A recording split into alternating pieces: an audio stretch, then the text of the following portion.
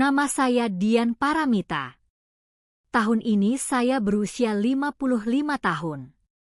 Sudah 3 tahun sejak saya ditinggal suami. Ia menderita kanker hati.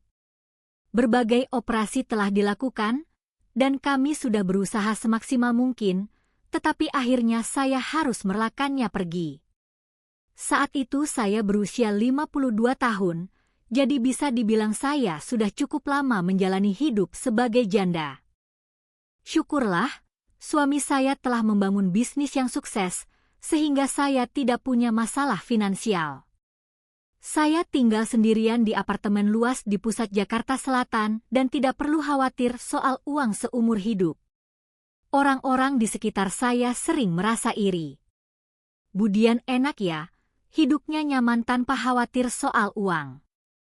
Tapi tidak ada yang tahu betapa hampa rasanya rumah sebesar ini saat malam tiba. Duduk di sofa ruang tamu, hanya suara televisi yang memenuhi kekosongan, dan satu-satunya cara saya mengatasi kesepian adalah dengan berolahraga. Saya bangun pukul 5 pagi untuk berlari di taman kompleks selama sekitar 1 jam, kemudian ke gym untuk latihan kekuatan di pagi hari, dan mengikuti kelas yoga di sore hari. Saya bisa dibilang kecanduan olahraga. Jika tidak begitu, rasanya hari tidak berjalan. Berkat itu, tubuh saya lumayan bagus untuk wanita 55 tahun. Pelatih gym bahkan bilang, bentuk tubuh Anda seperti wanita usia akhir 30-an. Namun, di lubuk hati saya, ada perasaan yang berbeda. Kesepian dan kerinduan sebagai seorang wanita semakin menumpuk. Setiap kali saya berpikir, apakah hidup saya sebagai wanita sudah berakhir di usia ini, dada saya terasa sesak. Begitulah, suatu hari, saya menjalani hari-hari dengan berolahraga. Itu adalah hari pernikahan putra satu-satunya saya, Bagas. Gedung pernikahan sangat mewah, banyak tamu datang, dan sebagai ibu mempelai pria, saya tersenyum anggun menyapa tamu. Namun, menjelang akhir resepsi, ketika teman-teman Bagas datang bersamaan untuk memberi selamat, ada satu pria yang sangat mencolok di antara mereka. Dia tinggi, bahunya lebar, dan wajahnya tampan. Dia mengenakan jas hitam, dan di balik jas itu, tubuhnya yang kekar terlihat jelas. Selamat ya, Bu. Saya Aditya Pratama, teman Bagas dari dinas militer. Suaranya juga bagus. Rendah dan tenang, tapi entah mengapa terasa hangat. Oh, begitu? Terima kasih sudah datang untuk memberi selamat atas pernikahan Bagas. Saat kami bersalaman, entah mengapa jantung saya berdebar kencang. Kehangatan tubuhnya yang saya rasakan saat berjabat tangan seolah menyebar ke seluruh tubuh saya. Tidak, ada apa dengan saya? Saya memarahi diri sendiri dalam hati, berapa usia saya? Namun, malam itu, bahkan setelah kembali ke rumah, wajahnya terus terbayang. Bahu lebarnya, senyumnya yang cerah, dan sensasi tangan besar yang saya rasakan saat berjabat tangan begitu dekat. Dian Paramita, sadarlah. Dia teman anakmu. Ditambah lagi, usianya 22 tahun lebih muda. Saya membenamkan wajah di bantal dan bergumam sendirian, tetapi anehnya, malam itu jantung saya berdebar kencang setelah sekian lama. Itulah permulaannya. Awal dari pertemuan takdir yang akan mengubah seluruh hidup saya. Sejak saat itu, pikiran tentang Aditya tidak pernah lepas dari benak saya. Saat jogging di pagi hari, saat berolahraga di gym, saat mengikuti kelas yoga, wajahnya terus terbayang. Bahunya yang lebar, senyumnya yang cerah, suaranya yang hangat. Setelah sekitar seminggu, saya tidak tahan lagi dan menelepon Bagas. Bagas, Ibu mau tanya sesuatu. Ya, Bu, ada apa?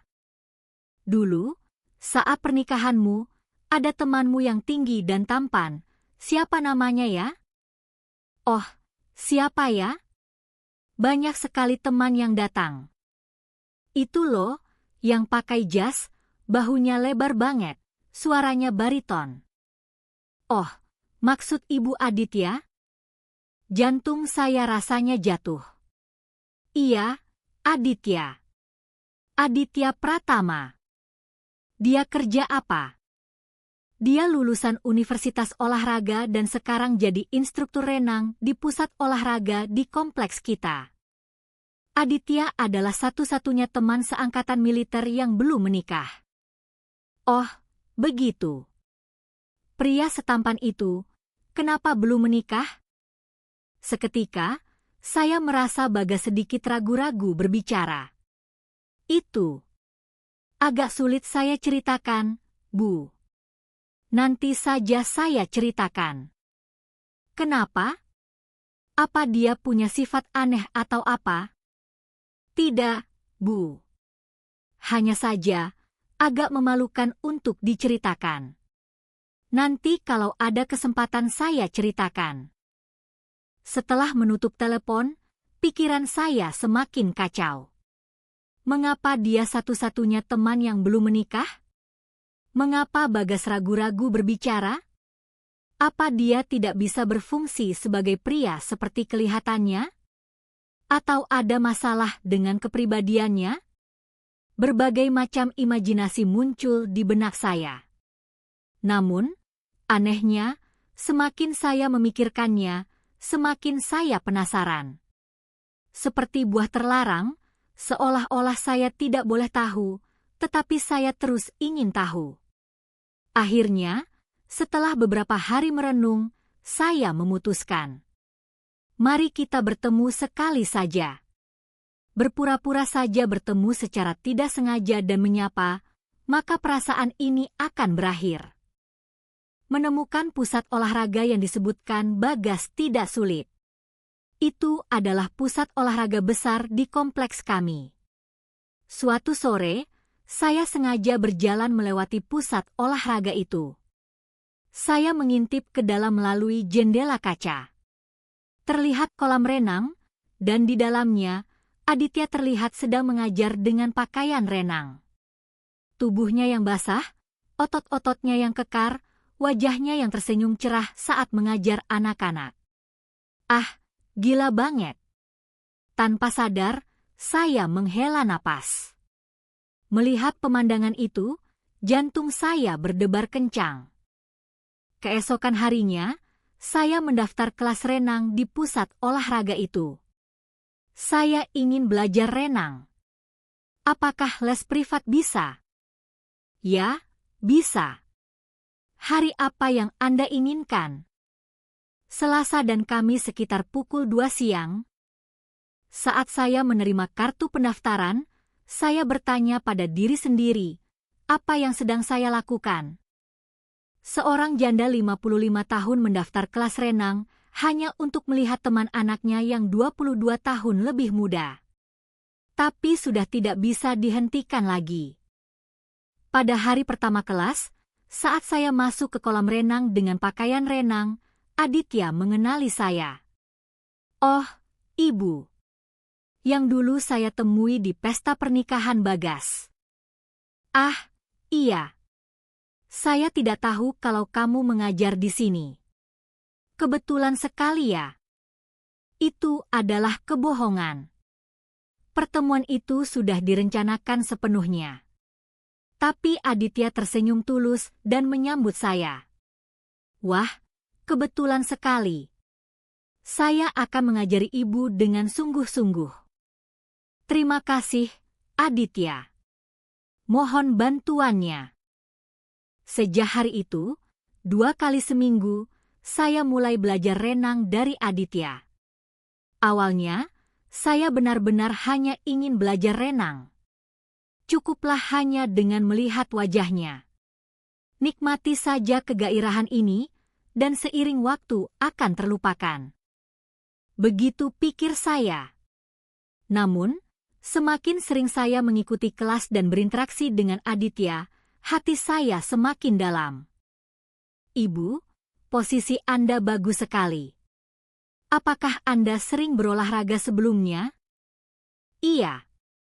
Setiap pagi lari di taman dan juga ke gym. Wah, hebat sekali. Makanya bentuk tubuh ibu bagus sekali. Ah, maaf. Aditya tersipu malu dan ragu-ragu berbicara yang terlihat sangat menggemaskan. Dan perkataannya, jujur saja, membuat saya senang. Seorang pria muda bertubuh atletis memuji bentuk tubuh seorang janda 55 tahun. Tidak apa-apa. Saya anggap itu pujian. Benarkah? Bukan basa-basi loh. Di antara semua anggota kami, jarang sekali ada yang menjaga diri sebaik ibu. Setiap kali ia mengoreksi posisi saya di dalam air, tangan Aditya menyentuh lengan, pinggang, dan kaki saya. Kehangatan tubuhnya yang menembus pakaian renang, sentuhan otot-ototnya yang kokoh. Ini benar-benar bisa jadi masalah besar. Tapi saya tidak bisa berhenti. Sebaliknya, saya ingin lebih dekat dengannya. Bahkan setelah kelas selesai, kami mulai berbicara secara alami. Topik tentang olahraga, kesehatan, dan kehidupan sehari-hari. Aditya, mengapa kamu memilih menjadi instruktur renang? Saya suka berenang sejak kecil. Saat di dalam air, rasanya semua masalah dunia hilang. Saya mengerti perasaan itu. Saya juga begitu saat berolahraga. Apakah ibu juga kesepian? Pertanyaan yang tiba-tiba itu membuat saya terkejut. Aditya menatap saya dengan tenang. Iya. Kesepian. Sangat. Untuk pertama kalinya, saya berbicara jujur. Kesepian seorang janda, kesendirian di rumah yang kosong, kekosongan yang dirasakan sebagai seorang wanita. Saya juga. Aditya menjawab dengan tenang. Saya juga sangat kesepian. Hari itu, setelah kelas selesai dan kami berpisah, saya memberanikan diri. Aditya, saya lari di taman setiap pagi. Mau lari bareng? Benarkah? Tentu. Saya juga suka olahraga pagi. Kalau begitu, besok pagi jam 6, kita bertemu di taman depan rumah saya? Baik. Saya pasti datang. Sepanjang perjalanan pulang, jantung saya berdebar kencang. Saya tidak percaya bahwa saya yang mengusulkan terlebih dahulu. Malam itu, saya mengobrak-abrik lemari pakaian. Saya mengeluarkan satu persatu pakaian lari dan mencobanya di depan cermin. Ini terlalu longgar, warna ini kurang bagus. Akhirnya, saya memesan baju olahraga baru secara online.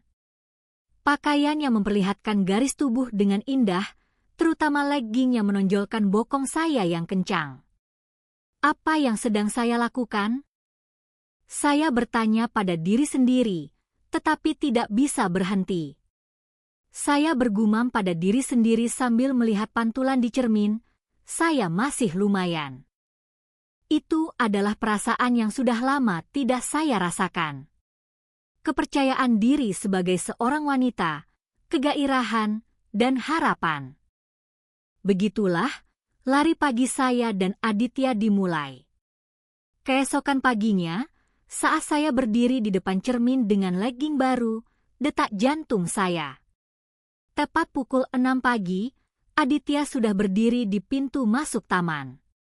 Dia mengenakan kaos abu-abu lengan pendek dan celana pendek hitam, dan otot lengannya terlihat jelas di bawah sinar matahari pagi. Selamat pagi, Ibu. Melihat Aditya tersenyum cerah dan melambaikan tangan, jantung saya kembali berdebar. Ia sudah datang pagi-pagi. Sudah menunggu. Tidak, saya juga baru sampai. Mari kita mulai. Kami mulai berlari berdampingan. Aditya menyesuaikan kecepatannya dengan saya. Tidak terlalu cepat, tidak terlalu lambat, pas dengan kecepatan yang nyaman bagi saya. Ibu, gaya lari Anda bagus sekali. Sudah lama lari? Sekitar 2 tahun lebih. Saya mulai setelah suami meninggal. Oh, begitu. Pasti berat ya. Suara Aditya menjadi pelan. Kata-kata penghiburan hangat itu meresap ke dalam hati saya. Tidak apa-apa. Sekarang sudah jauh lebih baik. Ngomong-ngomong, Aditya, mengapa kamu masih sendirian di antara teman-temanmu? Kata Bagas, mereka semua sudah menikah. Aditya terdiam sejenak sambil berlari, lalu dengan hati-hati mulai berbicara. Ya, sekarang hanya saya yang sendirian. Saya menghadiri semua pernikahan teman-teman militer, tapi saya sendiri belum. Kenapa? Kamu tinggi dan tampan. Justru itu. Ukurannya terlalu besar, itu masalahnya. Saya tidak mengerti maksudnya. Kenapa ukuran besar jadi masalah? Maksudnya apa? Ah, tidak. Nanti kalau ada kesempatan saya ceritakan. Aditya tersenyum sedih dan ragu-ragu berbicara. Sejak hari itu, kami bertemu 4 kali seminggu. Selasa dan Kamis untuk kelas renang, Senin dan Jumat untuk lari pagi. Seiring waktu, percakapan kami semakin mendalam dan kami semakin mengenal satu sama lain. Aditya ternyata orang yang sangat lembut dan hangat. Ia cepat menyadari perubahan kecil pada saya, dan jika saya terlihat lelah, ia akan bertanya terlebih dahulu. Suatu hari, seperti biasa, kami selesai lari pagi dan duduk di bangku taman sambil minum air. Aditya memberikan minuman isotonik yang ia beli dari minimarket. Ibu, minum ini.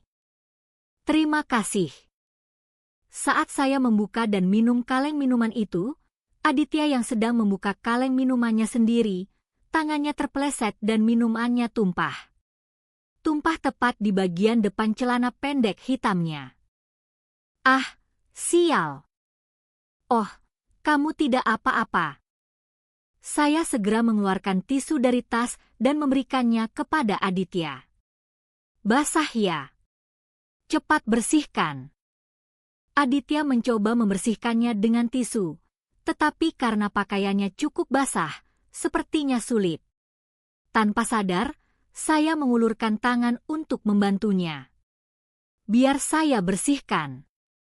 Saat saya memegang tisu dan membungkuk ke arah Aditya, legging ketat yang saya kenakan, garis celana dalam yang jelas terlihat di atas bokong saya yang seolah akan meledak, terhampar di depan mata Aditya. Garis bokong yang kencang, siluet celana dalam hitam yang terlihat melalui legging. Momen itu tidak akan pernah saya lupakan. Celana pendek Aditya tiba-tiba mulai menggembung. Awalnya saya pikir saya salah lihat. Tapi kehadiran yang semakin membesar itu bukanlah ilusi. Apa-apaan ini? Saya tidak bisa mempercayainya. Ukuran dan bentuknya yang luar biasa besar, seolah akan menembus kain celana pendek, terlihat begitu jelas. Tisu yang saya pegang jatuh begitu saja. Saya terpaku, memandangi pemandangan itu. Aditya juga menyadari keadaannya, dan wajahnya memerah padam. Ia buru-buru mengangkat tasnya ke pangkuan untuk menutupi, tetapi sudah terlambat. Maaf. Suara Aditya bergetar. Sebuah suara yang bercampur antara kebingungan dan rasa malu. Wajah saya juga memanas. Tapi anehnya, perasaan lain lebih besar daripada rasa malu. Saya baru tahu mengapa pria ini belum menikah. Saat melihat ukurannya yang luar biasa itu, saya mengerti mengapa Bagas ragu-ragu berbicara. Tidak apa-apa. Suara saya juga bergetar. Pulanglah dan keringkan. Kalau begitu terus, nanti masuk angin. Tidak apa-apa, Bu. Rumah saya persis di sana. Ganti baju dulu. Saya yang pertama mengulurkan tangan. Saya menggenggam tangan Aditya dan membantunya berdiri. Pada saat itu, keheningan aneh menyelimuti kami berdua. Tangan saya menyentuh, itu milik Aditya, tidak. Tangan besar Aditya menggenggam tangan saya, dan kami saling menatap tanpa berkata apa-apa. Karena orang ini, hidup saya mungkin akan berubah. Untuk pertama kalinya, saya memiliki firasat seperti itu. Dan firasat itu tidak salah. Selama berjalan pulang, kami tidak mengucapkan sepatah kata pun. Aditya berjalan menunduk, menutupi itu yang tiba-tiba menonjol, dan saya berusaha menenangkan jantung saya yang berdebar kencang. Apa yang sedang saya lakukan? Membawa teman anak ke rumah? Tapi langkah kaki saya tidak berhenti. Sebaliknya, semakin cepat. Saat membuka pintu depan, Aditya dengan hati-hati bertanya, "Apakah ibu benar-benar tidak apa-apa?" Ibu tidak perlu sampai seperti ini. Tidak apa-apa. Masuklah. Melihat punggung Aditya yang sedang melepaskan sepatu di pintu masuk, terlintas pikiran, belum terlambat. Aku bisa menyuruhnya pulang sekarang. Tapi kata-kata yang keluar dari mulut saya berbeda. Ada beberapa baju suami saya di kamar utama. Saya akan ambilkan, kamu bisa ganti baju. Oh, ya. Terima kasih. Aditya masuk ke ruang tamu dan duduk di sofa. Saya pergi ke kamar utama dan membuka lemari pakaian. Baju-baju suami saya masih tergantung di sana. Pakaian yang tidak bisa saya buang bahkan setelah 3 tahun. Tangan saya gemetar. Tiba-tiba saya sadar bahwa saya akan menyuruh pria lain mengenakan baju suami saya. Maaf, sayang. Saya bergumam dalam hati sambil mengeluarkan satu set pakaian olahraga. Saya kembali ke ruang tamu dan memberikannya kepada Aditya. Pakai ini. Kamu bisa ganti di kamar utama. Apakah ibu benar-benar tidak apa-apa? Ini baju mendiang suami. Tidak apa-apa. Lebih baik daripada hanya disimpan begitu saja. Aditya masuk ke kamar utama, dan saya ditinggalkan sendirian di ruang tamu. Jantung saya berdebar kencang. Saya mendengarkan, dan terdengar suara Aditya sedang mengganti baju di kamar utama. Saya benar-benar gila. Saya menampar pipi saya sendiri, tetapi tidak sadar juga. Beberapa saat kemudian, Aditya keluar. Penampilannya dengan pakaian olahraga suami saya terlihat aneh sekaligus natural. Duduklah. Mau minum teh? Ya, terima kasih. Saya menuangkan teh barli dari dapur dan duduk di samping Aditya. Kami duduk berdampingan di sofa, bahu kami hampir bersentuhan. Ibu, tadi itu benar-benar maaf. Aditya yang pertama berbicara. Tidak apa-apa. Wajar saja bagi seorang pria. Tidak, Bu. Saya punya masalah. Suara Aditya bergetar. Masalah apa? Tadi ibu bertanya mengapa saya belum menikah. Saya menahan napas dan menatap Aditya. Dulu saya punya pacar. Kami bertemu di kampus dan berpacaran lebih dari 5 tahun. Kami bahkan sudah berjanji akan menikah. Aditya meletakkan cangkir tehnya dan melanjutkan, tapi saya terlalu besar. Apanya? Saya bertanya meskipun sudah tahu. Itu saya. Ukurannya terlalu besar sehingga pacar saya sangat kesakitan. Wajah Aditya memerah. Awalnya saya mencoba menahannya. karena saya mencintainya. Tapi setiap kali kami berhubungan, dia kesakitan, dan seiring waktu, dia semakin menderita. Lalu akhirnya dia minta putus. Dia bilang dia mencintai saya, tapi tubuhnya tidak bisa menerimanya. Suara Aditya pecah. Sejak saat itu, saya tidak bisa mendekati siapapun. Saya takut akan menyakiti lagi. Teman-teman saya semua menikah, dan hanya saya yang sendirian. Orang-orang bilang senang punya ukuran besar, tapi bagi saya, ini adalah kutukan. Itu adalah saat pertama saya melihat luka sejati Aditya. Di luarnya, dia adalah pria yang sehat dan tampan, tetapi di dalamnya, dia hidup dengan rasa sakit yang begitu dalam. Tanpa sadar, saya mengulurkan tangan dan menggenggam tangan Aditya. Aditya, saya akan jujur, Bu. Aditya menatap saya lurus-lurus. Hati saya terus tertuju pada ibu. Sejak pertama kali melihat ibu di pesta pernikahan, jantung saya rasanya berhenti berdetak. Saya tahu ini tidak masuk akal. Perbedaan usia, dan ibu adalah ibu dari teman saya. Tapi saya tidak bisa berbuat apa-apa. Aditya, saat kita berolahraga bersama dan berbicara, saya merasa senang sekali ibu memperlakukan saya sebagai seorang manusia, bukan dengan tatapan kasihan atau aneh.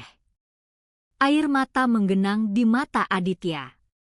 Bisakah ibu memberi saya kesempatan? Saya ingin mengenal ibu secara perlahan dan hati-hati.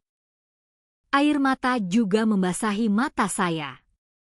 Selama 3 tahun kesepian yang menyiksa, perasaan yang saya lupakan sebagai seorang wanita, kegairahan yang saya kira tidak akan pernah saya rasakan lagi. Saya juga sebenarnya sering memikirkan kamu, Aditya. Pengakuan itu keluar dari mulut saya. Saya tidak tahu apakah ini benar atau salah. Tapi saat saya melihat kamu, jantung saya berdebar, dan saat bersama kamu, saya merasa hidup. Aditya menggenggam tangan saya erat-erat. Apakah ibu tidak takut? Dengan ukuran saya yang luar biasa itu, karena itu, saya takut. Saya mengangguk. Jujur, saya takut. Tapi anehnya, saya tidak ingin lari. Kami saling menatap. Wajah Aditya perlahan mendekat. Saya juga menutup mata. Tepat sebelum bibir kami bersentuhan, bel pintu berbunyi dengan keras. Kami terkejut dan menjauh. Aditya dan saya sama-sama terpaku. Si siapa? Saat melihat layar interkom, keringat dingin membasahi saya. Itu Bagas. Putra saya berdiri di depan pintu. Mama ada di rumah? Sebentar. Saya buru-buru menoleh ke arah Aditya. Bagaimana ini? Itu Bagas. Apakah saya harus bersembunyi? Tidak. Nanti malah terlihat lebih aneh. Tetaplah bersikap alami. Saya mengambil napas dalam-dalam dan membuka pintu depan. Oh, Bagas. Ada apa? Saya kebetulan lewat sini, jadi mampir. Mau makan siang bareng Mama. Mata Bagas membelalak saat melihat ke ruang tamu. Dia menemukan Aditya duduk di sofa. Aditya, kenapa kamu di sini? Ah, Bagas. Aditya berdiri dan tersenyum canggung.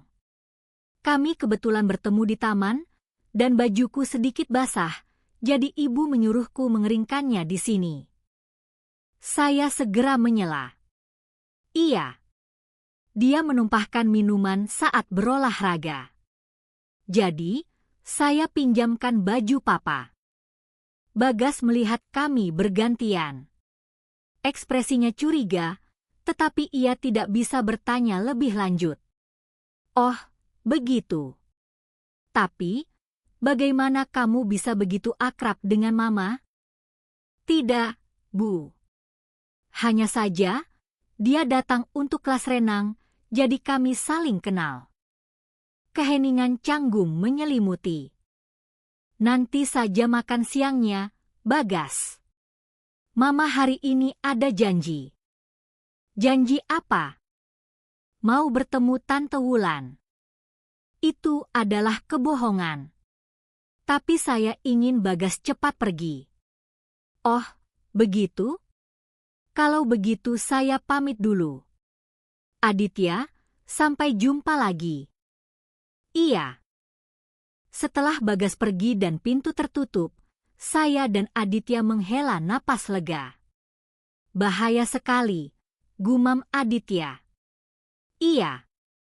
Kami duduk kembali di sofa, tetapi suasana tadi sudah hancur. Kalau begitu, saya pamit dulu. Iya. Saat mengantar sampai pintu depan, saya sedikit menggenggam tangan Aditya. Aditya, kita pelan-pelan saja. Jangan terburu-buru. Iya, Bu. Saya juga ingin hati-hati. Aditya pergi, dan saya ditinggalkan sendirian di ruang tamu yang kosong. Saya duduk tersungkur di sofa. Bagaimana jadinya kalau bel pintu tidak berbunyi tadi? Saya menyentuh bibir saya. Rasa penyesalan karena tidak bisa berciuman memenuhi hati saya. Malam itu saya tidak bisa tidur. Pengakuan Aditya, ciuman kami yang hampir terwujud, dan kehadiran luar biasa yang saya lihat di bangku taman. Apakah saya benar-benar baik-baik saja? Bisakah wanita seperti saya menanganinya? Saya takut, tetapi pada saat yang sama, saya juga merasa bersemangat. Saya melihat ponsel saya. Ada pesan dari Aditya. Ibu, terima kasih banyak hari ini. Saya senang bisa mengungkapkan isi hati saya. Saya ingin berjalan bersama ibu perlahan dan hati-hati. Selamat tidur. Jantung saya kembali berdebar. Saya juga membalasnya.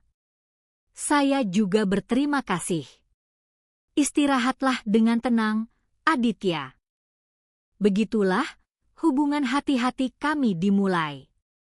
Sejak hari itu, kami menjadi lebih berhati-hati. Dari luar, kami hanya terlihat seperti instruktur renang dan murid, atau teman olahraga, tetapi di dalam, perasaan kami satu sama lain semakin dalam.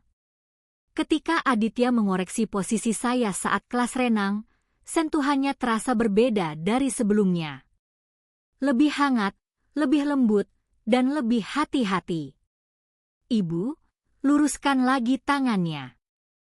Seperti ini. Ya, sempurna.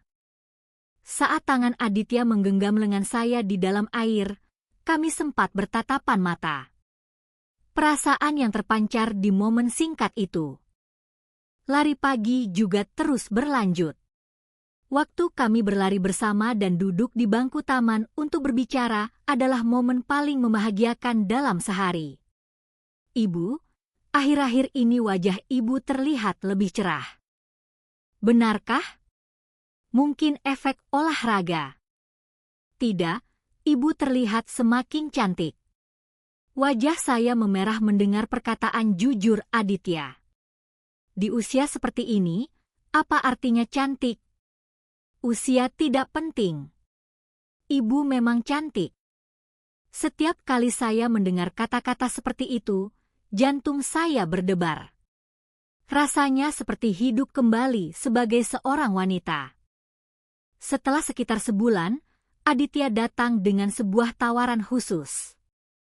Ibu, ada yang ingin saya sampaikan. Melihat ekspresi Aditya yang lebih serius dari biasanya, jantung saya berdebar. Ada apa? Saya rasa jika kita terus bertemu sembunyi-sembunyi seperti ini, kita akan terus merasa cemas.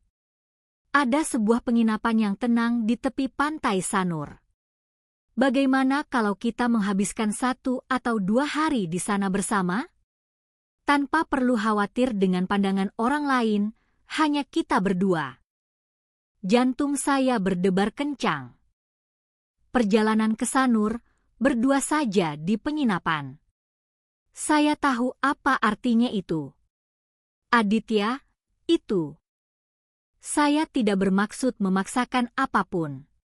Saya hanya ingin kita berjalan-jalan di tepi pantai, berbicara, dan menghabiskan waktu dengan tenang.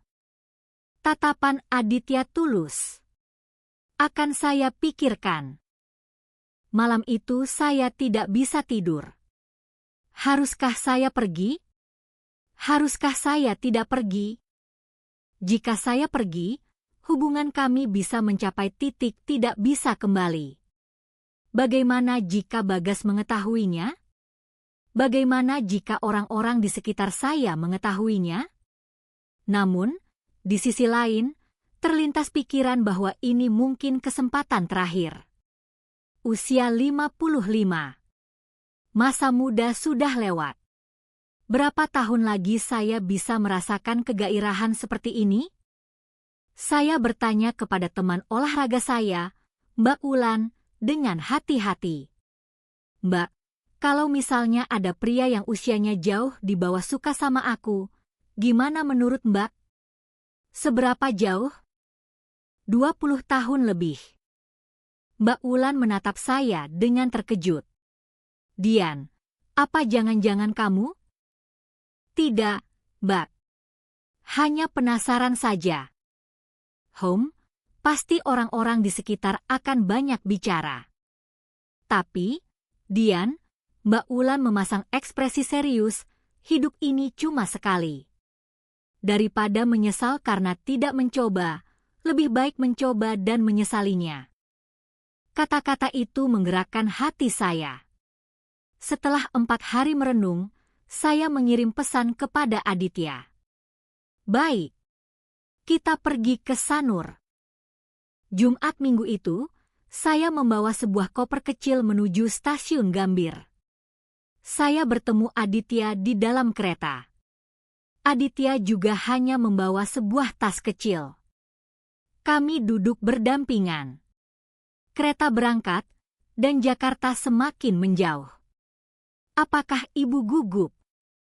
Aditya bertanya dengan pelan. Iya. Sangat. Saya juga. Aditya sedikit menggenggam tangan saya. Dengan hati-hati, agar tidak terlihat orang. Sentuhan hangat itu menenangkan kegugupan saya. Sesampainya di Sanur, kami naik taksi menuju penginapan. Itu adalah tempat yang tenang dengan pemandangan pantai. Wah, pemandangannya indah sekali. Setelah check-in, kami masuk ke kamar. Hanya ada satu tempat tidur. Jika tidak nyaman, saya bisa tidur di sofa. Tidak apa-apa. Saya yang pertama berbicara. Kita datang jauh-jauh ke sini untuk bersama, bukan? Aditya menatap saya. Saya merasakan emosi yang terkandung dalam tatapannya. Mau meletakkan barang dan melihat pantai. Tentu. Kami berjalan di pantai dekat penginapan. Sambil bergandengan tangan. Itu adalah hal yang tidak bisa kami lakukan di Jakarta. Berjalan bergandengan tangan seperti sepasang kekasih, tanpa khawatir dengan pandangan orang lain. Ibu. Iya. Apakah ibu bahagia? Iya. Saya bahagia. Itu tulus. Saya benar-benar bahagia. Makan malam kami di sebuah restoran seafood dekat penginapan. Kami makan ikan bakar dan minum sedikit arak Bali. Ibu, ada yang ingin saya sampaikan hari ini. Aditya meletakkan gelas araknya dan berbicara. Saya tulus kepada ibu. Saya ingin ibu tahu bahwa ini bukan hanya karena kesepian. Saya tahu, Aditya. Perbedaan usia, pandangan orang sekitar, dan bahkan masalah fisik saya, semuanya menakutkan. Tapi kali ini, saya tidak ingin lari. Ketulusan terpancar di mata Aditya. Saya juga tahu kamu tulus, Aditya. Dan saya juga tulus. Saat kami kembali ke penginapan, sudah sekitar pukul 10 malam. Saya mandi dan duduk di tempat tidur. Aditya juga selesai mandi dan keluar. Ibu, mulai sekarang panggil saya Dian ya. Dian. Aditya perlahan mendekat. Saya akan hati-hati. Jika ibu merasa tidak nyaman, katakan saja kapanpun. Saya mengangguk. Tangan Aditya menyentuh pipi saya, dan wajahnya perlahan mendekat. Akhirnya, ciuman pertama kami terjadi. Itu adalah ciuman yang lembut dan hangat. Lalu pakaian kami mulai dilepas satu persatu. Tangan saya gemetar saat melepaskan pakaian Aditya. Dada dan perutnya yang kekar, bahunya yang lebar, dan saat pakaian terakhir dilepas, saat saya melihat itu, milik Aditya terhampar di depan mata saya, napas saya tercekat. Apakah ini benar-benar milik manusia? Itu jauh lebih besar daripada yang saya lihat di atas pakaian di bangku taman. Ukurannya di luar imajinasi. Dian, jika kamu takut. Tidak. Saya menghentikan bibir Aditya. Pelan-pelan. Malam itu, kami untuk pertama kalinya menjadi satu. Awalnya sangat sulit. Tapi Aditya sangat hati-hati dan lembut, ia benar-benar peduli pada saya. Lebih dari 1 jam, perlahan sedikit demi sedikit, dan akhirnya, saat kami benar-benar menjadi satu. Ah, begini rasanya. Perasaan terpenuhi sepenuhnya sebagai seorang wanita. Kepuasan yang tidak bisa diungkapkan dengan kata-kata. Tentu saja ada rasa sakit, tetapi lebih dari itu, saya bahagia. Aditya juga terisak. Dian, terima kasih. Sudah menerimaku. Justru aku yang berterima kasih. Kami tidur saling berpelukan. Keesokan paginya, saya terbangun dan melihat wajah Aditya yang tidur di samping saya. Wajahnya yang terkena sinar matahari terlihat begitu damai. Sekarang tidak bisa kembali lagi, ya. Kami bukan lagi hanya teman olahraga atau orang yang saling tertarik. Kami benar-benar menjadi sepasang kekasih. Fakta itu terasa berat, tetapi pada saat yang sama, hati saya juga sangat gembira. Saya harus bertanggung jawab atas hubungan ini dengan benar. Begitu saya bertekad saat kembali ke Jakarta. Namun, kebahagiaan itu tidak berlangsung lama. Setelah kembali dari Sanur, saya merasa menjadi orang yang sama sekali berbeda. Setiap kali saya melihat ke cermin, saya merasa wajah saya bersinar. Pertemuan saya dengan Aditya menjadi lebih sering. Kelas renang, lari pagi sudah biasa, dan kami juga bertemu di kafe yang tenang di malam hari. Dian, hari ini kamu cantik sekali. Ah, selalu saja bilang begitu. Karena kamu selalu cantik. Aditya merawat saya dengan penuh perhatian. Membelikan makanan enak, mengajak saya untuk check up kesehatan bersama, dan sering memberikan hadiah-hadiah kecil. Apa ini? Kalung. Saya rasa cocok untukmu, Dian. Aditya, kamu tidak boleh membeli yang seperti ini dengan gaji instruktur renang. Tidak apa-apa. Saya ingin melakukan sesuatu untukmu, Dian. Hati Aditya yang seperti itu sangat saya syukuri. Saya juga mulai merawat Aditya. Menjaga agar ia makan makanan yang baik untuk pria dan membuatkan lauk pauk enak. Makanan buatan Dian yang paling enak. Benarkah?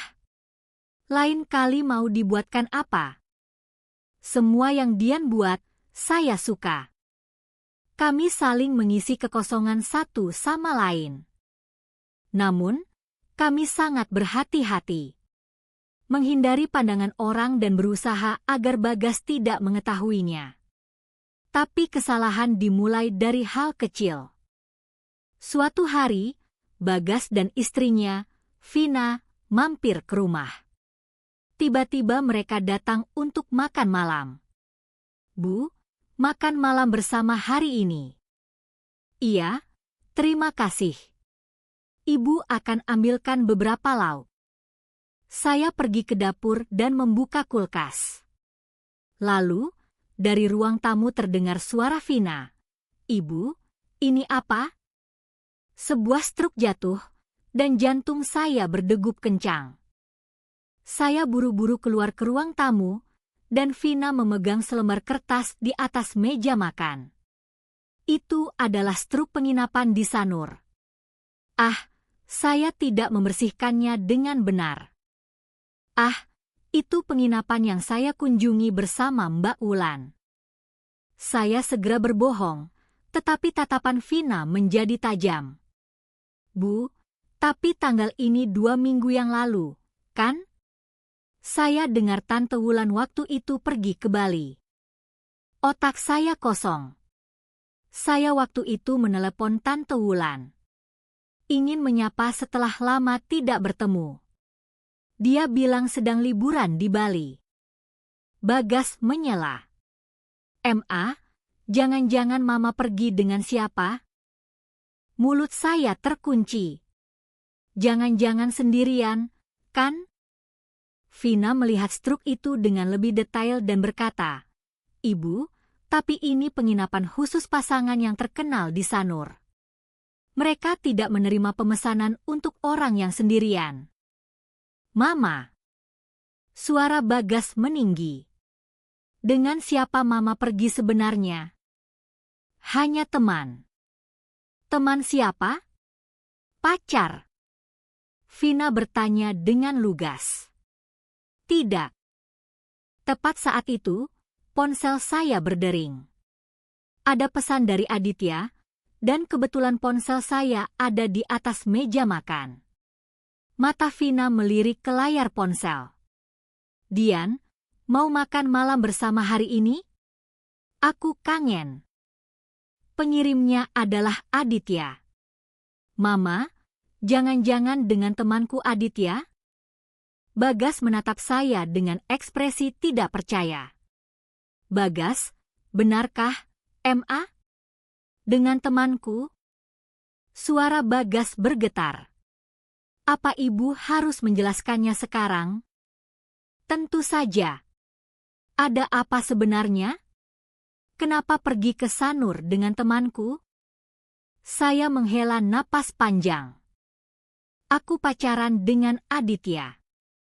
Apa? Aku pacaran serius dengan Aditya. Ruang tamu membeku. Bagas tidak bisa menutup mulutnya, dan Vina menatap saya dengan ekspresi terkejut. Gila, Ma. Berapa perbedaan usianya? Aku tahu. Dan dia temanku, kan? Temanku? Bagas berteriak. Pernahkah Mama memikirkan apa kata orang? Ini akan mempermalukan keluarga kita. Mempermalukan? Suara saya juga meninggi. Apa Mama tidak boleh mencintai? Apa Mama harus hidup sendirian sebagai janda seumur hidup? Cinta apa? Aditya itu mendekati Mama untuk mengincar harta Mama, kan? Jangan bicara seperti itu. Tentu saja begitu. Dengan gaji instruktur renang, apa yang bisa dia lakukan? Dia hanya ingin hidup nyaman seumur hidup dengan mendekati janda kaya. Vina berkata dengan dingin. Vina, kamu keterlaluan. Ibu, berpikirlah secara realistis. Tidak mungkin pria 22 tahun lebih muda tulus kepada ibu. Diam. Aditya tulus kepadaku.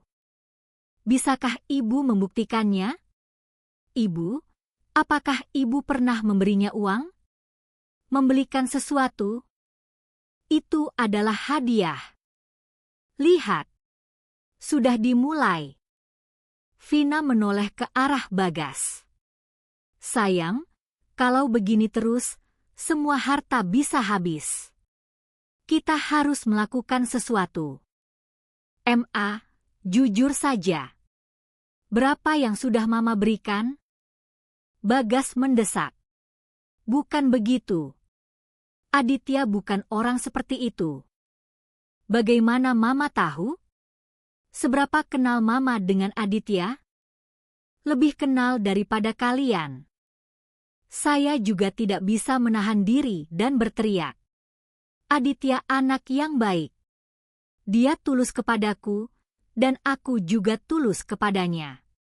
Kami bertemu karena saling menyukai, bukan karena harta.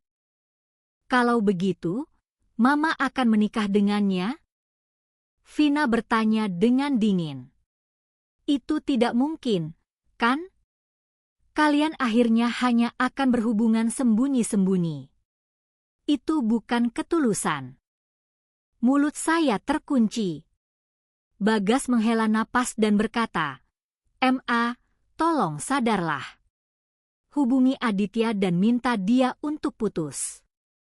Tidak mau. Ma, aku tidak bisa hidup tanpa Aditya. Kalian tidak tahu betapa besarnya arti Aditya dalam hidupku. Mama kesepian dan dimanfaatkan. Diam.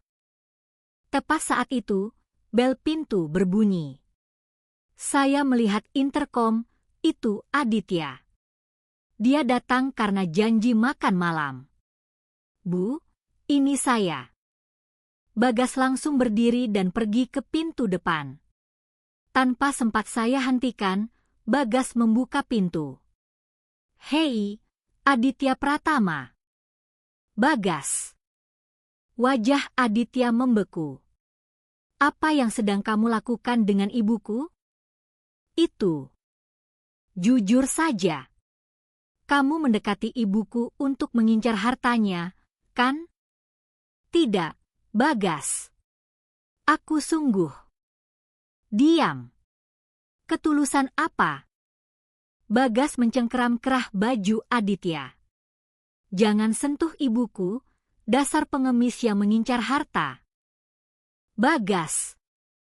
Saya berlari dan memisahkan keduanya. Hentikan. Mama jangan ikut campur. Ini urusan antar pria. Aditya berkata dengan tenang. Bagas, maaf. Tapi aku sungguh mencintai ibu, mencintai Dian. Apa? Mencintai Dian? Jangan bercanda. Jijik sekali. Perbedaan usia 22 tahun, cinta apa? Usia tidak penting. Penting.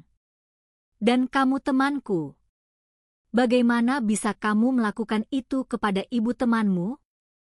Maaf. Kalau maaf, selesai?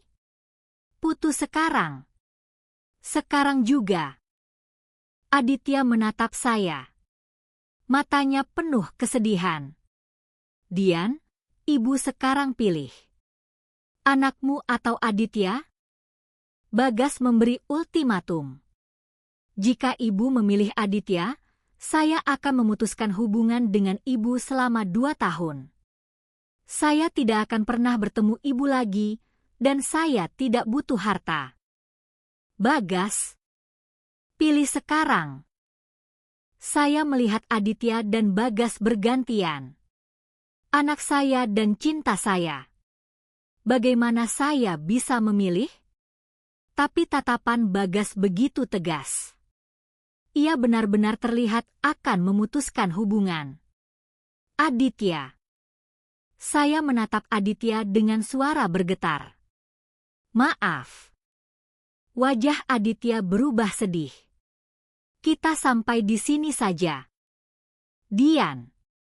Saya tidak bisa melihat hidup Aditya hancur karena saya. Maaf. Sungguh maaf. Air mata mengalir deras.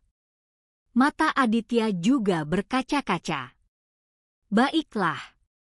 Jika itu yang Dian inginkan. Aditya menundukkan kepala.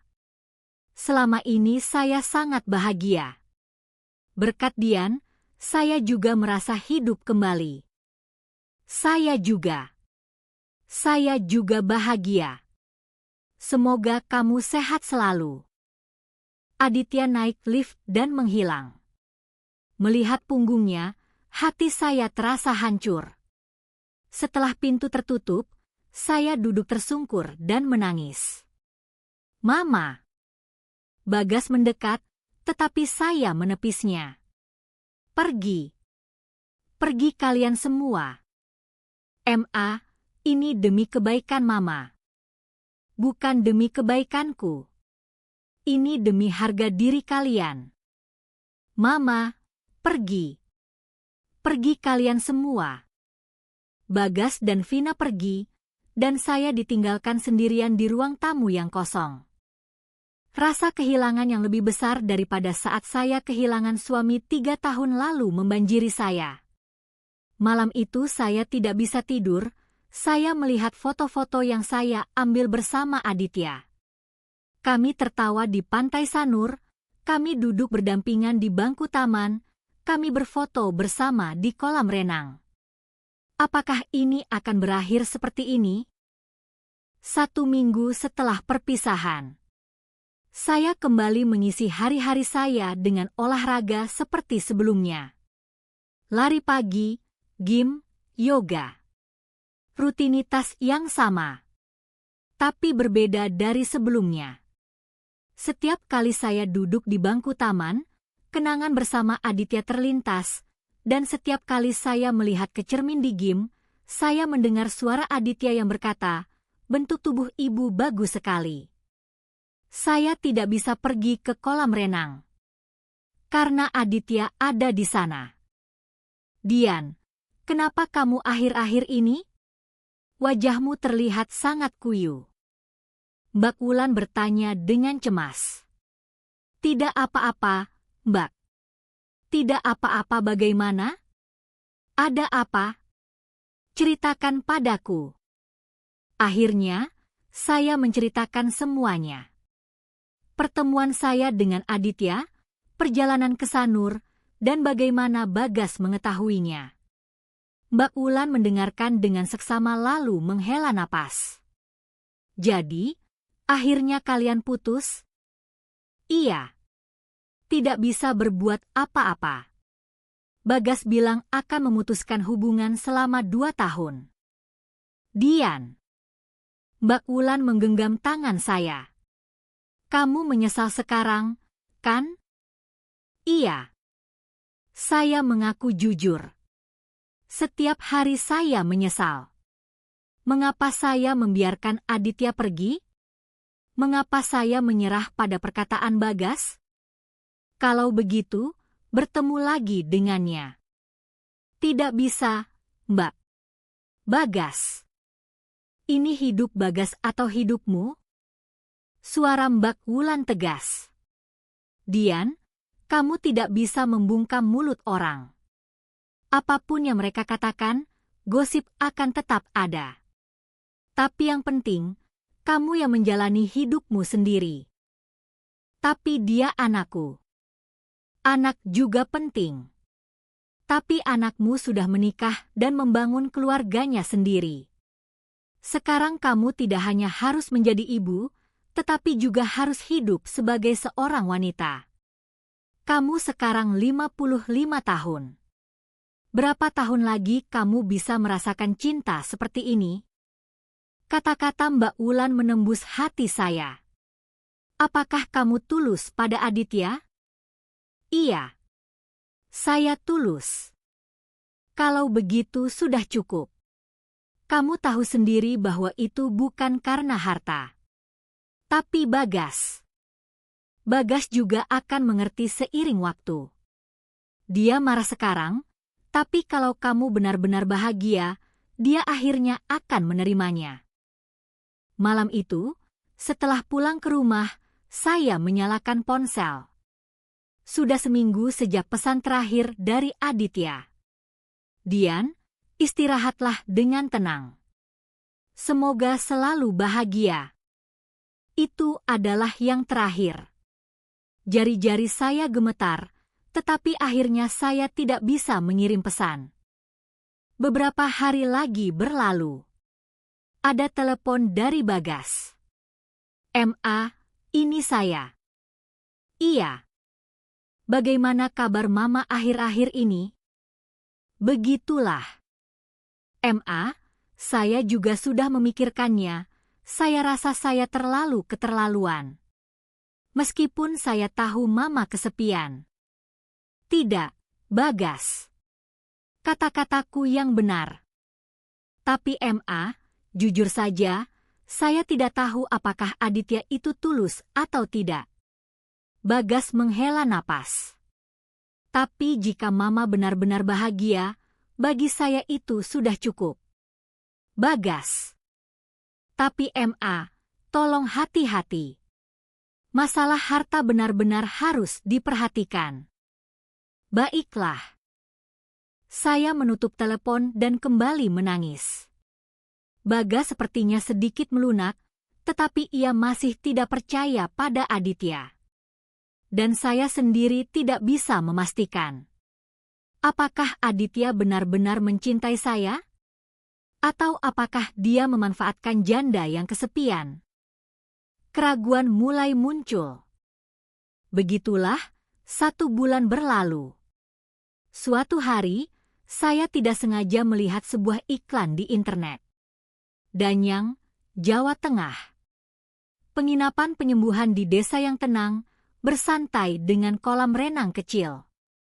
Saat melihat fotonya, jantung saya berhenti berdetak.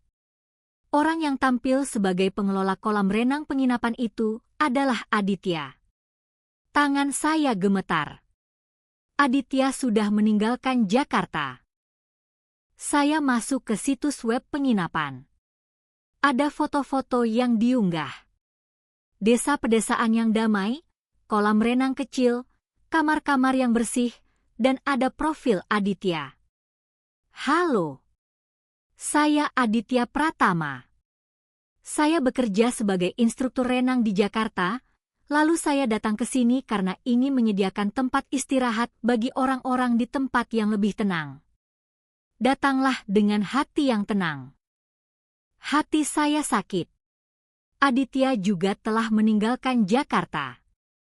Karena kenangan bersama saya. Malam itu, saya menerima surat dari Aditya setelah sekian lama. Itu adalah surat tulisan tangan yang datang melalui pos.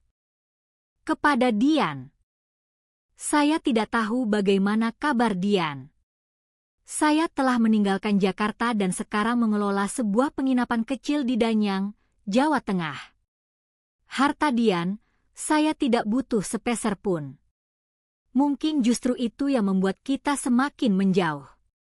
Seperti kata Bagas, mungkin Dian berpikir saya mendekati karena harta.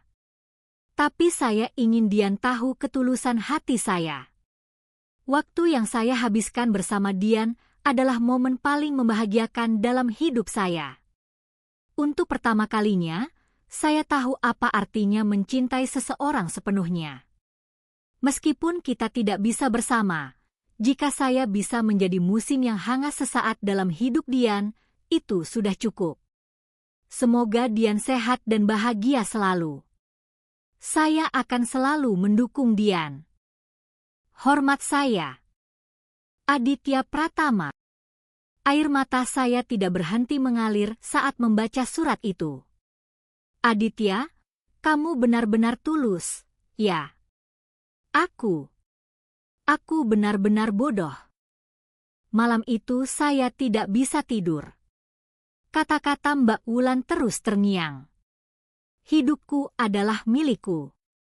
Waktu tidak akan kembali. Dan surat Aditya. Jika saya bisa menjadi musim yang hangat sesaat. Tidak. Saya ingin bersama seumur hidup. Keesokan paginya, saya membuat keputusan. Saya membuka lemari pakaian dan mengeluarkan koper. "Ma, mau kemana?"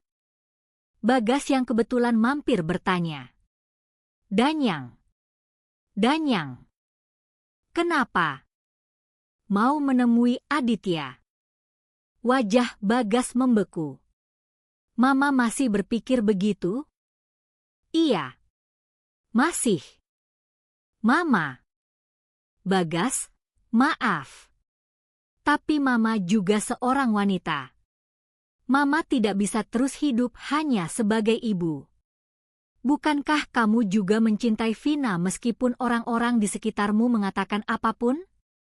"Mama juga begitu." Bagas terdiam. "Jika khawatir soal harta, aku akan berikan semuanya kepadamu. Aku tidak akan memberikan sepeser pun kepada Aditya. Jadi, Mama." Bagas menghela napas. "Harta tidak penting. Saya hanya tidak ingin Mama tertipu. Aditya bukan orang seperti itu. Mama yang menjamin."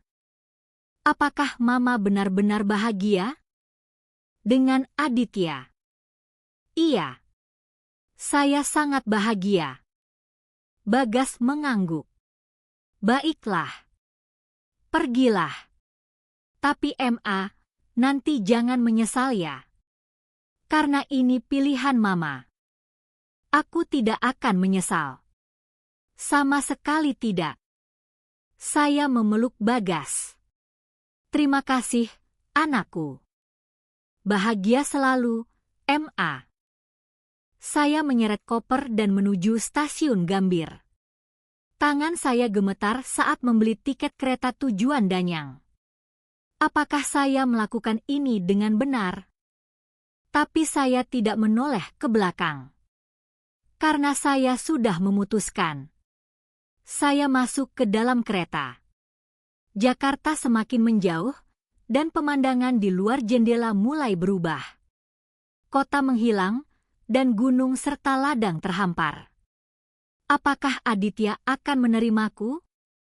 Saya cemas, tetapi pada saat yang sama, jantung saya juga berdebar. Sekitar 2 jam kemudian, saya tiba di stasiun Danyang.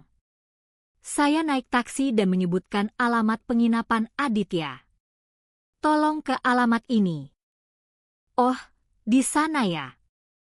Penginapan baru itu. Katanya dioperasikan oleh anak muda." Sopir taksi berbicara, tetapi saya tidak punya waktu untuk menjawab.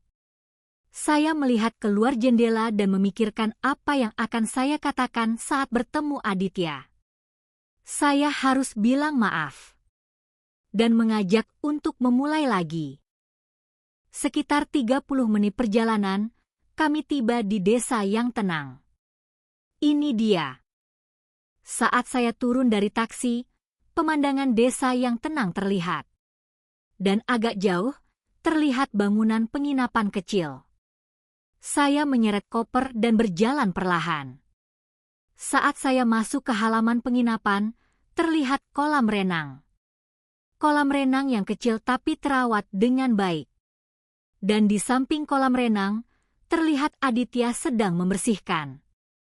Mengenakan kaos lengan pendek dan celana pendek, ia bekerja keras dengan wajah berkeringat. "Aditya." Mendengar suara saya, Aditya menoleh. Terhenti dengan sapu di tangan, Aditya menatap saya dengan mata terbelalak.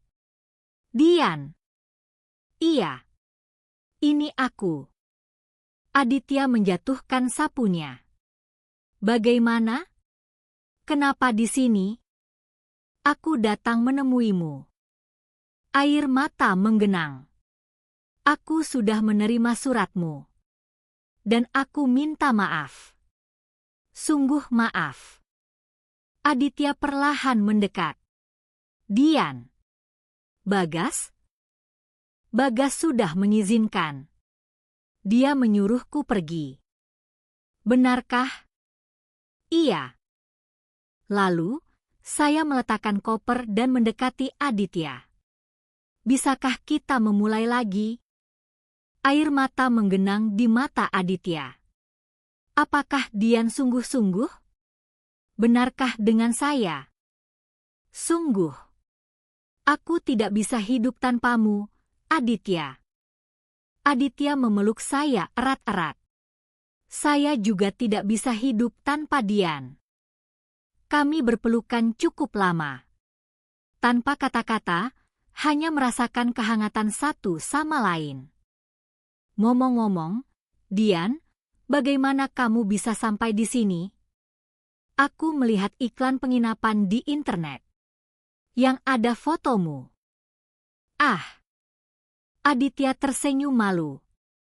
Saya mencoba memulai hidup baru di sini setelah meninggalkan Jakarta.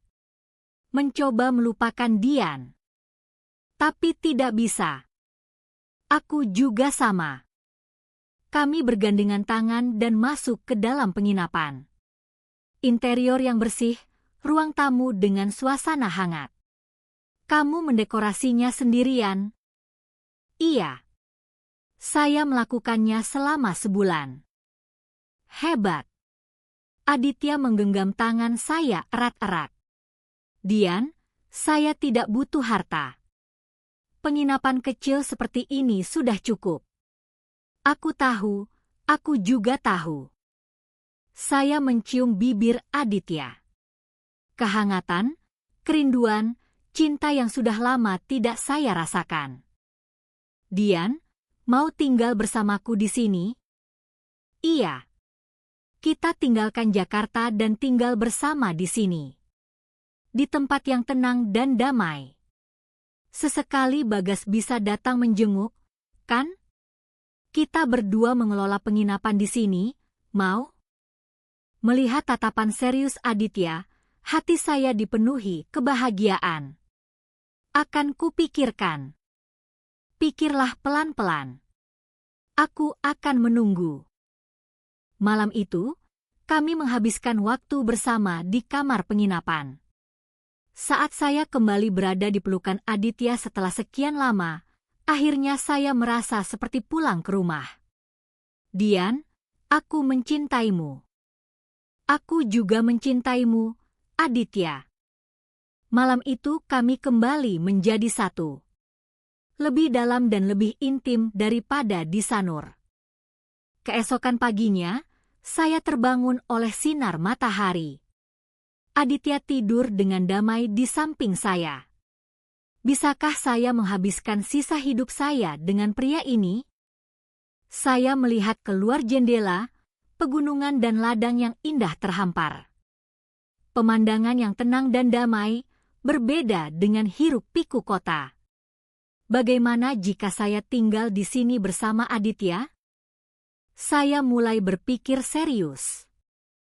Saya tinggal beberapa hari lagi di penginapan. Bersama Aditya, saya membersihkan kolam renang, menyambut tamu, dan di malam hari, kami berjalan-jalan di desa. Itu adalah hari-hari yang biasa, tetapi bahagia. Dian, bagaimana kehidupan di sini? Bagus. Sangat bagus. Tapi Aditya, ada yang saya khawatirkan. Apa itu? Perbedaan usia. Sekarang tidak apa-apa, tapi 10 atau 20 tahun lagi, saya akan menjadi nenek. Aditya menggenggam tangan saya. Tidak masalah. Saya akan tetap mencintai Dian meskipun Dian menjadi nenek. Tapi Dian, berapapun waktu yang tersisa untuk kita, 30 atau 40 tahun, saya ingin menghabiskan waktu itu bersama Dian. Air mata saya menetes mendengar perkataan tulus Aditya. Aditya, terima kasih. 1 minggu kemudian, saya memutuskan. Aditya. Ya. Aku akan tinggal di sini. Bersama Aditya. Wajah Aditya berseri-seri. Benarkah? Iya. Rumah di Jakarta akan kuberikan kepada Bagas. Aku akan memulai hidup baru di sini bersama Aditya. Dian. Aditya memeluk saya. Aku mencintaimu. Aku sangat mencintaimu. Aku juga mencintaimu. Begitulah, saya memutuskan untuk menetap di Danyang. Saya kembali ke Jakarta untuk membereskan barang-barang dan mengucapkan selamat tinggal kepada Bagas.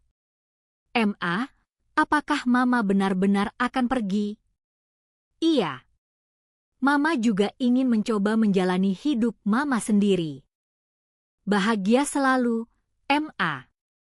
Terima kasih, Bagas. Saya memeluk Bagas dan mengucapkan selamat tinggal terakhir. Vina juga keluar. Ibu, sehat selalu ya? Iya. Kalian juga hidup dengan baik. Ibu, jujur saja, awalnya saya tidak mengerti. Tapi melihat ibu bahagia, saya rasa ini memang yang terbaik. Terima kasih, Vina. Terakhir, saya bertemu Mbak Wulan. Mbak, aku pergi ke Danyang. Baik. Selamat jalan. Sering-sering hubungi aku. Iya. Mbak juga sehat selalu. Dian, jangan menyesal ya. Karena ini pilihanmu. Aku tidak akan menyesal. Sama sekali tidak. Begitulah, saya menyeret koper dan kembali menuju Danyang. Kali ini, saya pergi sepenuhnya tanpa niat untuk kembali. Sesampainya di stasiun Danyang, Aditya sudah menjemput. Dian. Aditya. Kami berpelukan erat. Sekarang benar-benar dimulai, ya. Iya. Sekarang baru dimulai. 6 bulan kemudian, saya mengelola penginapan bersama Aditya di Danyang. Pagi hari kami membersihkan kolam renang bersama, siang hari menyambut tamu, dan sore hari kami berjalan-jalan di desa. Itu adalah hari-hari yang biasa, tetapi bahagia. Sesekali saya pergi ke Jakarta untuk bertemu Bagas. Sekarang Aditya juga ikut. Bagas juga semakin menerima. Karena ia tahu bahwa Aditya tulus. Orang-orang desa juga awalnya berbisik-bisik, tetapi sekarang mereka memperlakukan kami dengan hangat. Kalian berdua sangat cocok. Apa pentingnya perbedaan usia? Yang penting saling mencintai. Hari ini, saya duduk di halaman penginapan bersama Aditya, memandangi matahari terbenam. Dian, apakah kamu bahagia? Iya. Sangat bahagia. Tidak menyesal? Sama sekali tidak. Aditya bagaimana? Saya juga. Bertemu Dian adalah keberuntungan terbesar dalam hidup saya. Aditya menggenggam tangan saya. Aku mencintaimu, Dian. Aku juga mencintaimu, Aditya. Para pembaca, inilah akhir kisah saya. Seorang janda 55 tahun yang jatuh cinta pada pria 22 tahun lebih muda. Orang-orang di sekitar saya berkata, perbedaan usia terlalu besar, apakah dia mengincar harta, betapa memalukannya. Tapi saya tidak sedikit pun menyesali pilihan saya. Saya pikir, lebih baik menjalani hidup ini dengan cinta daripada menyesal karena mengkhawatirkan pandangan orang lain. Bagaimana pendapat Anda? Jika seorang janda 55 tahun jatuh cinta pada teman anaknya, apakah Anda akan melarangnya? Atau mendukungnya? Dan jika itu adalah kisah Anda sendiri, pilihan apa yang akan Anda ambil? Tinggalkan pemikiran Anda di kolom komentar.